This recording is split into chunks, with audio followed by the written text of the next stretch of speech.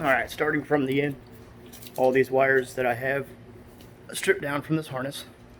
It's a little bit messy, but trying to keep it on this blanket that I'm going to throw away anyways. So right here is your neutral safety switch plugs, your range selector plugs, whatever you want to call it. They're on the side of the transmission, the driver's side of the transmission. Left these on here so the truck would know what gear it's in, the reverse lights will still work, stuff like that. So you want to leave these in place. Don't touch these. These are the only thing really on the transmission that I kept. Moving forward from there, this purple wire here is from the starter solenoid. You're going to leave that there as well. It's pretty thick and it's purple. Moving forward from there, this plug here, and this is your oil pressure sender. It's on the back of the intake. It's orange, tan, and gray wires.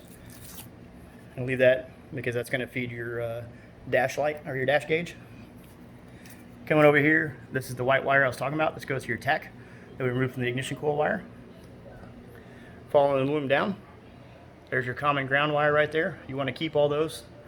Any grounds like that you want to keep and make sure they get grounded. There is another one there attached to it. Over from there, I do have the alternator wire. It's just a one signal wire. I kept that. I don't know if I'm going to be using it or not, but if I do, if I don't, I'll just remove it. On here as well, I got the AC cycle switch. This plug here. This right here, I believe, is the low side shut-off switch. We have two hood lights on my truck. They're both right here, orange and black. One's a retractable hood light, and one's a stationary. This plug right here that you're seeing, there will be nothing coming off this plug. It's on the passenger side of your truck.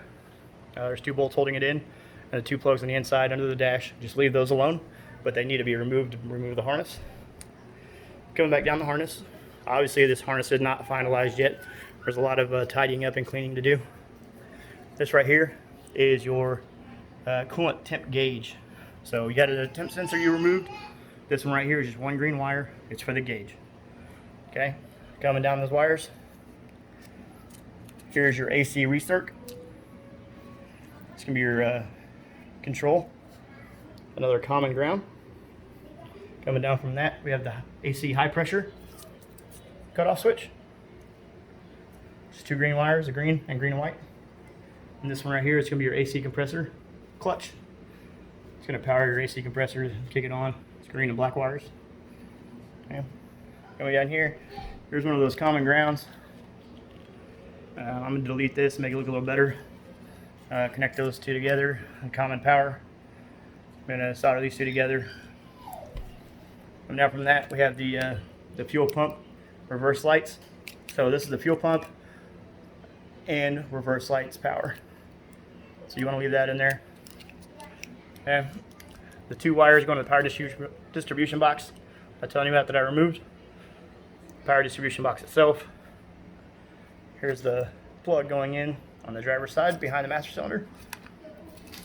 Right here is your master cylinder plug. Plugs in the side of the master cylinder. Tell you if it's full or not. It's purple and black. These two plugs right here I did not touch. They're ABS plugs. If you don't have ABS, obviously those won't be on there. And then the 10 wires that I did keep, I went over, but we can go over them again. This is the power wire that I was telling you will power your new harness.